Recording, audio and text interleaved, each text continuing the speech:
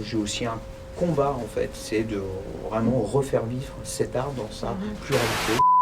Bon, moi je m'appelle Francis Perrin, mon nom d'artiste c'est le mime FPRO et je suis artiste mime. Je pratique toutes les techniques de mime et j'ai une certaine aisance à passer d'une technique à l'autre.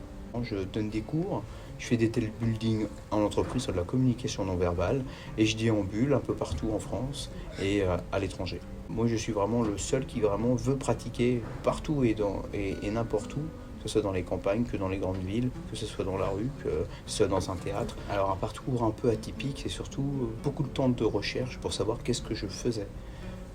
C'est avec YouTube où que ça a démocratisé un peu l'univers de la vidéo.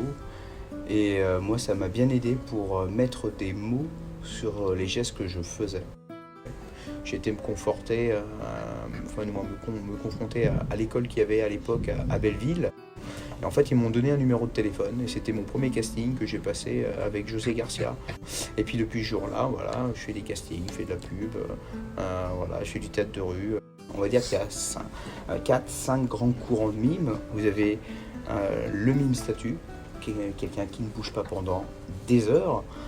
Vous avez le mime automate, où on fait des mouvements segmentés comme un robot. Vous avez la pantomime, où le but étant de transmettre une émotion à travers un geste et de servir de l'imaginaire. Vous avez la technique du mime suiveur, donc imiter le geste à l'identique de la personne qui est en face de vous ou à côté de vous. Et pour finir, la technique d'Étienne de Croux. On va utiliser en fait notre corps dans une sorte de musicalité poétique pour